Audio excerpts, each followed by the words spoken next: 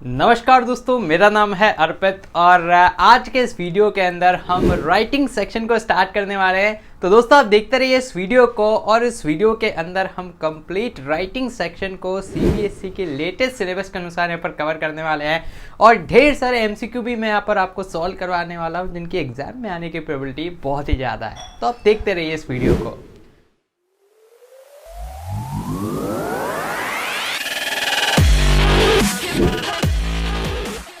तो यार जब से सीबीएसई ने यहाँ पर नए सिलेबस को अनाउंस किया है और टर्म 1 टर्म 2 में आपके सिलेबस को डिवाइड कर दिया है, तब से बच्चों के अंदर ये बहुत ज़्यादा भ्रांतियाँ फैल गई है और बहुत सारा कंफ्यूजन भी है कि यार सर राइटिंग सेक्शन मतलब किस प्रकार से होने वाला है। तो बच्चों आप देखिएगा आज के इस वीडियो को और आज के इस वीडियो के अंदर मैं आपके कंप्लीट कंफ्यूजन को तो दूर करूंगा ही सही, और साथ ही नोटिस जो अपना टॉपिक है राइटिंग सेक्शन का उसको बहुत ही अच्छे से यहाँ पर हम कवर भी करने वाले हैं। तो आइए अब हम स्टार्ट करते हैं नोटिस को पढ़ना। और सबसे पहले मैं आपको बता देता हूँ कि इस कंप्लीट सेशन में आपको क्या क्या मिलने वाला है। तो सबसे पहले हम छोटा सा एक इंट्रोडक्शन देखेंगे जहाँ से बहुत सारे एमसीक्यू बनते हैं।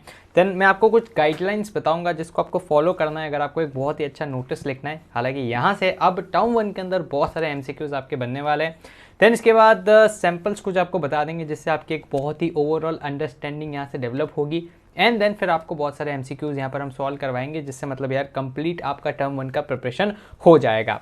सो बढ़ते हैं यार बच्चा पार्टी आगे और बिना किसी देरी के हम स्टार्ट करते हैं नोटिस को पढ़ना। कुछ बहुत ही इंपॉर्टेंट पॉइंट्स है यहाँ पर हम चीज़ों को स्टार्ट करते हैं। फर्स्ट ये आपको ध्यान रखना है कि नोटिस एक फॉर्मल अनाउंसमेंट होता है या फिर एक formal way of delivering information या मैसेज होता है। तो ये आपको ध्यान रखना है, यहाँ पर कुछ भी चीज़ इनफॉर्मल नहीं लिखी जाती है। तो ये सिंस ब्रॉडकास्ट होता है 1.2 मल्टीपल, तो इसलिए ये हमेशा फॉर्मल होता है, ये अपने को याद रखना है। यहाँ से एमसीक्यू बनता है। Then second it is meant for a specific group, तो एक स्पेसिफिक ग्रुप ऑफ ऑडियंस के लिए इसको लिखा जाता है। देन थर्ड यहाँ पर पॉइंट है जो कि मोस्ट इंपॉर्टेंट है कि they are displayed in important places and published in media. तो आपसे एमसीक्यू में पूछा जा सकता है कि नोटिस कहाँ पे लगाया जाता है, घर के अंदर या फिर इंपॉर्टेंट प्लेसेस पे या फिर है ना। तो इस प्रकार से आपसे पूछा जा सकता है, तो इसको याद रखना है कि इंपॉर्टेंट प्लेसेस पर इसको लगाया जाता है।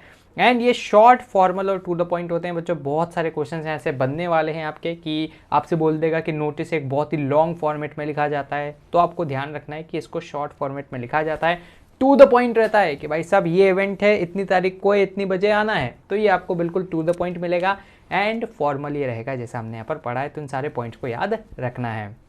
बढ़ते हम आगे अगले पॉइंट्स पे। कुछ गाइडलाइंस आपको बता देते हैं जिनको आपको ध्यान रखना है। तो हेडिंग में अपने को क्या लिखना होता है, NOTIC, और ये हमेशा कैपिटल लेटर्स में लिखा जाता है। ठीक है, सो याद रखिएगा। नोटिस को हमेशा ब्लॉक लेटर्स में हम लिखते हैं और ये हमारा कीवर्ड रहता है। देन डेट को मेंशन किया जाता है। इशूइंग अथॉरिटी का नाम लिखा जाता है कि कौन इसको इशू कर रहा है, प्रिंसिपल सर कर रहे हैं या फिर हेड बॉय कर रहा है, हेड गर्ल कर लिए, कौन कर रहा है, तो ये अपने को लिखना होता है। देन डेजिग्नेशन और सिग्नेचर को भी हमें यहाँ पर मेंशन करना होता है। और ये सारी चीज़ें आती है नोटिस के अंदर। आपको ध्यान रखना है बच्चों, एमसीक्यू में पूछ सकता है कि इनमें से कौन सी चीज़ नोटिस के अंदर नहीं आती है, और एक ऐसा पॉइंट वो डाल देगा जो नहीं आता है और फिर हम बहुत सी बार कंफ्यूज भी हो जाएंगे, यार ये आता था नहीं आता था। तो इसलिए जो आता है उसको ध्यान रख लो, तो जो नहीं आता है वो फिर आप वैसे भी एलिमिनेट कर पाओगे। अगला है आपको एप्रोप्रिएट हेडिंग और टारगेट ऑडियंस को भी वहाँ पर उनके हिसाब से चीज़ों को लिखना है। ठीक है, जैसे अगर आप बच्चों को एड्रेस कर रहे हो तो बच्चों के हिसाब से आपको लिखना है। अगर आप बहुत ही प्रोफेशनल आदमियों को एड्रेस कर रहे हो तो उसके हिसाब से नोटिस को लिखा जाता है। मतलब टारगेट ऑडियंस का भी हमें यहाँ पर ध्यान रखना होता है। अगला पॉइंट है कि purpose of the notice along with necessary details, यहाँ पर आपको लिखना होता है कि क्यों आप नोटिस को लिख रहे हो। सबसे पहले एक हेडिंग रहती है, देन बॉडी रहती है, तो इन सारी चीज़ों को भी यहाँ पर मेंशन करना होता है। अगला और मोस्ट इंपॉर्टेंट पॉइंट है कि it should be enclosed in a box. बच्चों जब भी नोटिस लिखा जाएगा वो एक बॉक्स में इनक्लोज्ड होना चाहिए, ये बहुत इंपॉर्टेंट है और यहाँ से आपके क्वेश्चन बनने वाले हैं। सो गाइडलाइंस और इंट्रोडक्शन को ये ध्यान रखना है बच्चों, क्योंकि आपके और क्वेश्चन बनेंगे तो यहीं से बनेंगे। देन इसके बाद अगला हम देख लेते हैं कि नोटिस का किस प्रकार से फॉर्मेट रहता है। सो यार देखो, नोटिस का फॉर्मेट बहुत ही सिंपल है, मतलब एकदम लड्डू इसका फॉर्मेट रहता है। सबसे पहले आपको ध्यान रखना है कि एक बॉक्स के अंदर हमें नोटिस को इनक्लोज करना होता है। देन यहाँ पर आपसे क्वेश्चन पूछा जाता है कि सबसे ऊपर क्या लिखा जाता है, क्या नोटिस कीवर्ड लिखा जाता है या नेम ऑफ द ऑर्गेनाइजेशन लिखा जाता है। तो आपको याद रखना है सबसे ऊपर हम लिखते हैं name of the organisation. For example Chameli Devi public school है और ये जो चमेली देवी पब्लिक स्कूल है यहाँ से नोटिस को रिलीज़ किया जा रहा है, तो सबसे ऊपर क्या लिखेंगे हम, चमेली देवी पब्लिक स्कूल। अब इसको आपको किस में लिखना है, कैपिटल लेटर्स में लिखना है, इसका आपको ध्यान रखना है। देन सेकंड जो आपका पॉइंट रहता है सबसे इंपॉर्टेंट है नोटिस इन ब्लॉक लेटर्स, तो बिल्कुल कैपिटल लेटर्स के अंदर बीचों बीच आपको लिखना रहता है नोटिस। आपसे पूछा जा सकता है कि नोटिस को कहाँ पर लिखा जाता है, लेफ्ट में, राइट में, सेंट्रल अलाइंड, तो आपको आंसर क्या लगाना है, सेंट्रली अलाइंड रहता है आपका नोटिस। देन इसके बाद डेट लिखी जाती है राइट हैंड साइड में, ठीक है, तो ये आपकी राइट साइड, ये हो गया लेफ्ट साइड, तो राइट साइड में हम क्या लिखते हैं, डेट को लिखते हैं। देन इसके बाद अपने पास अगला क्या जाता है, अगला आते हैं कंटेंट, तो कंटेंट में आपके पास क्या आ जाएगा, पूरी बॉडी हम यहाँ पर लिखेंगे।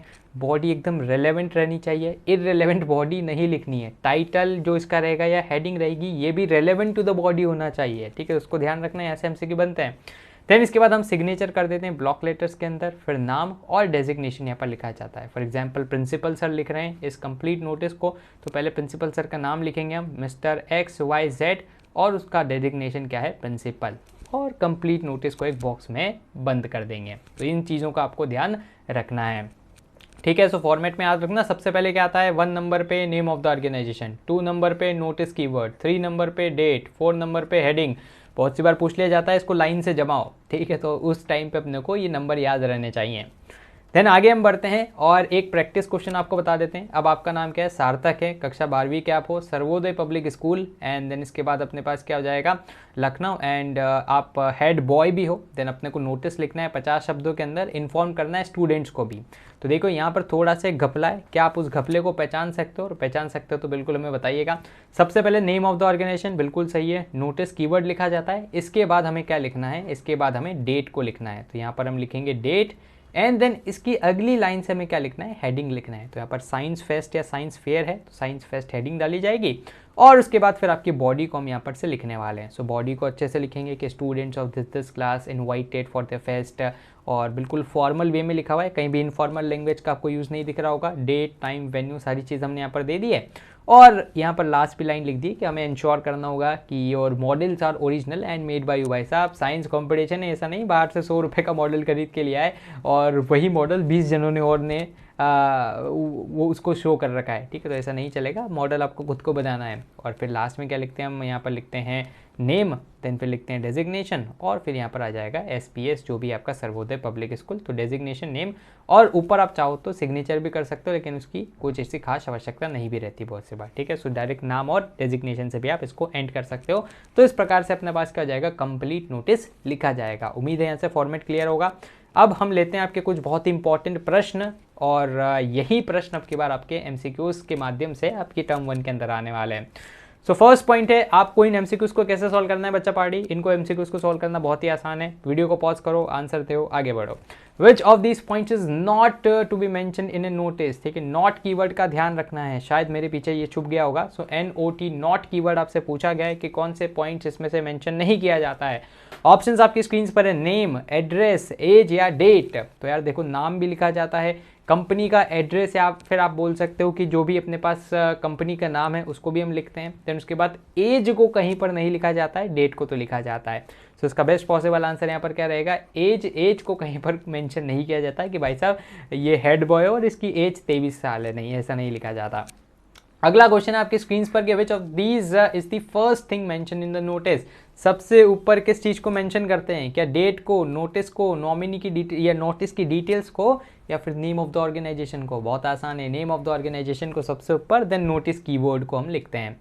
अगला प्रश्न है अपने पास, where is the date mention, date को कहां पर मेंशन करते हैं। मैंने आपको बताया था ये कंप्लीट आपका नोटिस रहता है, नोटिस की जो राइट हैंड साइड रहती है ना, नोटिस के पर्सपेक्टिव से देखना है, आपके पर्सपेक्टिव से नहीं देखना है, क्योंकि नोटिस यूं घुमा हुआ है, ठीक है, तो पहले आप इस साइड घूम जाओ, पीछे के साइड घूमो, फिर देखो, तो इस साइड राइट आएगा, इस साइड लेफ्ट आएगा, और अगर आपके पर्सपेक्टिव से देखोगे तो इस साइड लेफ्ट, इस साइड राइट, तो अपने को नोटिस के पर्सपेक्टिव से देखना है। सो नोटिस के पर्सपेक्टिव से राइट में क्या लिखी जाती है, डेट लिखी जाती है, तो ये आपको ध्यान रखना है। अगला प्रश्न आपकी स्क्रीन पर है कि where is the name and the designation of the authorities mention. तो नाम और डेजिग्नेशन कहाँ पे लिखते हैं, आपको पता है, सबसे लास्ट में लिखते हैं। सो एकदम सबसे लास्ट में और राइट में। सो बॉटम राइट के अंदर क्या लिखा जाता है, name and designation of the authority लिखा जाता है। बच्चों इसी प्रकार के क्वेश्चन आने वाले हैं आपकी बार आपके पास। अगला क्वेश्चन है कि विच of these details is not mention in the main notice. कौन सी डिटेल आपको मेंशन नहीं करनी होती है, टाइम, डेट, वेन्यू या फिर नेम ऑफ द रिपोर्टर। यार भाई सब रिपोर्टर इसमें कहाँ से आ जाएगा। So name of the reporter हमें मेंशन नहीं करना है, हमें रिपोर्ट राइटिंग में मेंशन करना होता है। अगला प्रश्न है, उसके पहले हम आपको बता देते हैं एक बहुत ही इंपॉर्टेंट अनाउंसमेंट। बच्चों 16 तारीख को मतलब आज़ादी के एक दिन बाद हम एडवर्टीजमेंट्स की क्लास यहाँ पर आपके लिए रखने वाले हैं और उसके अंदर हम कंप्लीट एडवर्टीजमेंट को आपको समझाएंगे और समझाने के बाद बहुत ही कमाल धमाल MCQs हम वहाँ पर सॉल्व करेंगे। ये एकदम फ्री क्लास है, कोई भी इसको ज्वाइन कर सकता है सुबह 10 बजे। और बाई चांस अगर आप इसको ज्वाइन नहीं भी कर पाते हैं लाइव, तो ये आपके लिए रिकॉर्डेड फॉर्म में अवेलेबल हो जाएगी। First link in the description आपको मिलेगा और इस क्लास का आप हिस्सा बन सकते हैं। बस आपको ध्यान रखना है कि जब आप इस क्लास का हिस्सा बनने जा रहे हैं, जब आप लिंक पर क्लिक कर रहे हैं, तो आप यूज़ कीजिएगा कोड APPedia, जो कि हमारे चैनल का नाम है। जैसे आप इसको यूज़ करेंगे तो आप एकदम फ्री में आपकी एंट्री यहाँ पर सुनिश्चित हो जाएगी। बहुत कमाल धमाल क्लास है, गारंटी से आपको यहाँ पर मज़े आने वाले हैं, तो कृपया इसको ज्वाइन कीजिएगा। साथ ही एक और बहुत ही कमाल चीज़ भी आपको बता देते हैं कि अनअकैडमी आपके लिए लाया है अनअकैडमी कॉम्बैट, जो कि 15 अगस्त को होने वाला है। 1 करोड़ वर्थ ऑफ स्कॉलरशिप आपको मिलेगी। सो यार यूज़ कीजिएगा आप यहाँ के लिए भी कोड APPedia, और जैसे इस कोड को यूज़ करोगे तो आप एकदम फ्री में एंट्री कर पाओगे और 1 करोड़ वर्थ ऑफ स्कॉलरशिप जीतने का आपको यहाँ पर संपूर्ण मौका मिलने वाला है। सो क्लास 9th से 12th तक के बच्चे इसमें पार्टिसिपेट कर सकते हैं। टाइम आपको दे ही रखा है 11 बजे, 12 बजे और 1 बजे, और लिंक्स आपको डिस्क्रिप्शन में मिल जाएगी, तो ज़रूर से इसको भी एनरोल कर लीजिएगा। बढ़ते हम आगे अगले प्रश्न की तरफ। आपको करेक्ट ऑर्डर बताना है, ठीक है, कि किस ऑर्डर में हम नोटिस को लिखते हैं। तो देखो यार, सबसे ऊपर क्या लिखते हैं, नेम ऑफ द ऑर्गेनाइजेशन मतलब 2, देन इसके बाद लिखा जाता है नोटिस कीवर्ड मतलब 3, फिर लिखते हैं हम डेट, तो 231 सर्च कर लो, ये रहा 231 इज द राइट आंसर। आगे बढ़ते हैं अगले प्रश्न की तरफ। वापस करेक्ट ऑर्डर बताना है आपको, तो वही आपने बहुत कुछ तो निकाल ही लिया था। सबसे ऊपर क्या होता है, सबसे ऊपर रहता है अपने पास name of the organisation, then फिर नोटिस कीवर्ड, देन फिर डेट, और लास्ट में हम क्या लिखते हैं, हेडिंग, फिर नीचे बॉडी। तो इस प्रकार से और आगे भी आपको ध्यान रखना है। तो इसका सही आंसर क्या आ जाएगा, 2341 ऑप्शन नंबर सी। बढ़ते हैं अपन आगे अगले प्रश्न की तरफ। ट्रू फॉल्स वाले क्वेश्चन भी यहाँ से बन सकते हैं। नोटिस एक इनफॉर्मल वे होता है कन्वेइंग मैसेज। बच्चा पार्टी, बहुत ही आसान सा प्रश्न। नोटिस क्या होता है, एक फॉर्मल वे होता है, तो इसका आंसर क्या हो जाएगा, फॉल्स। अगला प्रश्न आपकी स्क्रीन पर, notice is always very long. बच्चों हमने देखा था कि यार ये तो शॉर्ट टू द पॉइंट होता है, तो इसका आंसर क्या जाएगा, फॉल्स। नोटिस तो एक शॉर्ट वे ऑफ कम्युनिकेशन रहता है। अगला प्रश्न आपकी स्क्रीन पर कि notice is short to the point and formal. तो बिल्कुल यार एकदम सही बात यहाँ पर बोल रखी है कि शॉर्ट टू द पॉइंट और फॉर्मल हमारा नोटिस रहता है। अगला प्रश्न है कि नोटिस स्टार्ट होता है नोटिस कीवर्ड से। तो क्या ऐसा होता है, जी नहीं बच्चा पार्टी, ऐसा नहीं होता। नेम ऑफ द ऑर्गेनाइजेशन से नोटिस स्टार्ट होता है, देन नोटिस, फिर डेट, फिर हेडिंग, बॉडी, फिर सिग्नेचर, नेम एंड डेजिग्नेशन, और कंप्लीट को एक बॉक्स में बंद कर दिया जाता है। अगला प्रश्न आपकी स्क्रीन पर, लास्ट प्रश्न है, notice is always enclosed in a box. हमेशा इसको बॉक्स में बंद किया जाता है। तो यार बिल्कुल एकदम सही बात इसने बोली है, तो इसका आंसर हो जाएगा ए, ट्रू।